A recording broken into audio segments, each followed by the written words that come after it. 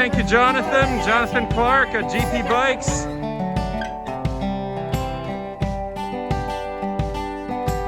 Well, call us early adopters. When the Yamaha Tenere 700 first came out, I had to be one of the first in Canada to have it.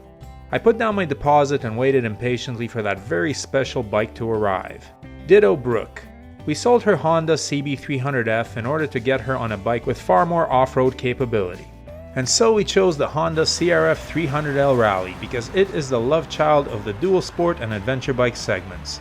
It is only marginally heavier than the 250 to 400cc dual sports, and it has the comfort, weather protection, and fuel capacity of an adventure bike. The best of both worlds. And now the bike is finally here, and I'll give you my initial impressions of it. The good, the bad, and, well, I can't really say ugly because the bike looks pretty spanky. So settle in, enjoy this very preliminary review, and if you like the content, consider subscribing, liking the video, and following our journey on Instagram, as that's where we share new developments with the channel.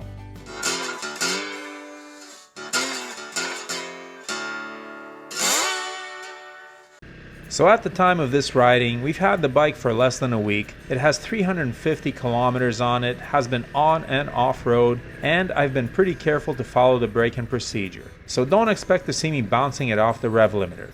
The only thing I've done to it so far was to take off the flimsy stock hand protectors and install an old set of bark busters that we had laying around.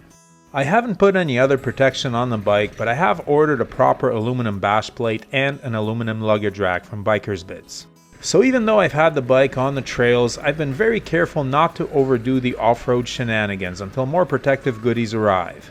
I'll cover those goodies later, but if you're thinking that I'm being a wimp off-road, you're right. I don't want to destroy all those plastics that make Brooke's sweet new ride so pretty. So let's start with initial impressions of the bike. When we first saw it in the shop, Brooke was horrified at the seat height. Some specs say 34.6 inches, others say 35.2. In reality, when I broke out the measuring tape, the lowest part of the seat was closer to 36.5. I don't know why, perhaps the shock was adjusted at a pretty stiff setting, but holy cow, there would be no way that Brooke would be able to ride this thing in its stock form. She is still relatively new to motorcycling and a complete noob to off-roading. We resolved to have the seat shaved down and ordered a Kuba lowering link. The second impression was that this bike is beautiful. It has that typical quality and fit and finish that makes Hondas so premium. Everything fits together precisely, and there's no hint that this is, in fact, an inexpensive motorcycle. The dash is far beyond what you'd expect on a bike with a $6,000 US or a $7,500 Canadian price tag. The overall shape and stance of it looks like a rally racer. My first riding impression was similarly eye-opening. The gearbox is the slickest I've ever felt on a motorcycle, the clutch feather light, the engine civilized, and the slipper clutch very smooth on downshifts. The seat is far more comfortable than any dual sport I've ever sat on, and the riding triangle is well sorted for a sitting rider. Standing, the bars are a bit low for me, but may not be for Brooke. The gears are well spaced out, although first is comically low, probably for crawling off-road, like a low range. Sixth is nice and high for cruising at high speeds. Additionally, the bike has an enormous amount of suspension travel, 10 inches, and ground clearance, although it better with a seat height that stratospheric. Any negatives? Yes. The suspension is very squishy for someone my weight, which is 180 pounds without gear. Despite the high seat, I had no problem flat-footing the bike because the rear shock squatted so much under my weight. For reference, I am 5 feet 11 inches tall or 181 centimeters with a 33-inch inseam barefoot. The same suspension which folded under me didn't fold under Brooke's 120 pounds, so she found herself in a ballet pose when trying to touch ground on both sides. Other negatives? The handguards suck, but that's true for most adventure bikes and dual sports if they even have them. The bark busters fixed that. The stock bash plate is plastic, so as stated earlier, we're getting an aluminum one. And the pretty plastic fairing that gives your legs such good weather protection on both sides is going to be the first thing that hits the ground in a fall. Biker's Bits also sells engine guards, but they're out of stock. We'll buy them as soon as they're in.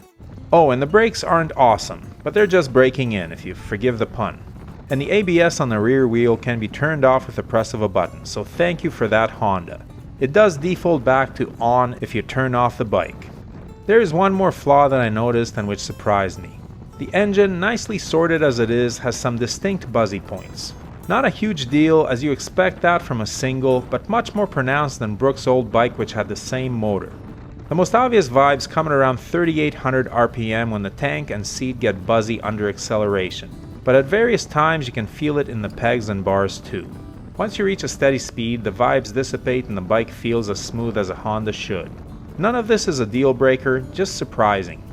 The big news for the Rally is the engine upgrade with a 286cc motor replacing the old 250. While none of these single-cylinder bikes will blow you away with their power, this motor does not lack it. The only time I wanted more torque was when I hit a steep hill going 75 km per hour in 6th gear, but a quick downshift to 5th solved the issue immediately. 6th gear on this bike is an overdrive for the highway. The other 5 are well sorted for almost all other situations. So how does it ride on pavement? Pretty well actually. For a bike with such soft suspension, it corners surprisingly well, keeps its line, and is stable at speed. The engine is revvy and has plenty of power and torque down low. Compared to Brooke's old CB, it takes longer to transition from side to side, but that's expected in a taller motorcycle. Generally, I was pleasantly surprised at its handling. The off-road tires also do not hurt this bike on pavement. There is a bit more vibration than you would get on a naked bike with road tires, especially when cornering, but the difference isn't drastic. How about off-road? Well, I did take it on the trail, as I said earlier, and I did take it super easy because we haven't outfitted it in protective gear yet. But off-road, this thing is actually pretty decent. It's heavier than the average dual sport, though much lighter than the average adventure bike. The wet weight of this motorcycle is 337 pounds, about 9 pounds less than last year's 250 model. That's 33 pounds heavier than the CRF300 that I tested in my last video. Check that one out in the top right hand corner. Now, 11 of those pounds are the extra fuel it carries in the tank, and 3 or 4 are the ABS, which the KLX doesn't have. But the difference in weight off-road is definitely noticeable. However, an even more noticeable difference is in that squishy suspension. This bike feels a bit more vague off-road than the KLX, which has better forks and shock. The KLX was planted where the Rally feels bouncy. In fairness, people who have ridden both the CRF300L and the CRF300L Rally do notice that the regular L model suspension is better suited for off-road. The Rally's suspension is plush but makes you feel less connected to the surface. It will definitely manage to do what we needed to do off-road, and it did get me down some rough trails, but the rider of the Rally will have to accept that it will take him a little longer to get there, though get there he will. It's called a Rally and it looks like a rally bike, but hit a significant bump while, say, racing Baja and you're going flying, and not in a good way. On the other hand, the engine is an absolute peach off-road and never bogged down or did anything untoward. Bravo, Honda. What took you so long to put this engine in this bike? It's only been around since 2015. So the suspension is this bike's biggest flaw, but not a fatal one. I will probably replace the stock stuff with Öhlins within a year, just not now as Öhlins ain't cheap. One thing I can promise you, by this time next year this will be one of the most capable and will-handling off-road adventure bikes ever built. As it stands, it's already pretty good. I took it on some rough trails and some very sandy ones, and I did get where I was going. And in the end, the places you explore by taking those trails make the risk of breaking those plastics totally worth it. So did we get the Unicorn, that perfect bike for all conditions? Well, it might be for Brooke, once we lower it enough for her to feel comfortable. Stay tuned for that video next. The lowering link is coming soon. This bike is pretty good on the road while being better than all of the other small adventure bikes, or maybe all adventure bikes period, on dirt. It's a great all-around motorcycle, and Brooke is hoping that it's going to be her forever bike. We're already planning a longer trip on our his and hers ADV bikes, so that should be featured in our next vid. Stay tuned for lots more content on this bike and many others. Moto camping is definitely on the horizon. Ride safe, everyone. If you're interested in any of the gear that Brooke and I wear or use, or the camera equipment we use to film this channel, the links are below. Everything listed there was bought with our own money and we are not sponsored by any company. However, the links below are affiliate links and the channel is paid a small amount for referring you to shop at no additional cost to you. We do not recommend any products that we are not satisfied with ourselves, but we do strongly urge you to do your research and select the correct size for items like helmets and clothing. As always, thanks for watching, your support is greatly appreciated. Please hit that subscribe button, give the video a thumbs up, and leave a comment below. And whatever you ride, enjoy it.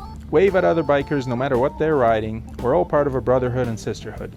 Keep the rubber side down, shiny side up, and may the spokes be with you.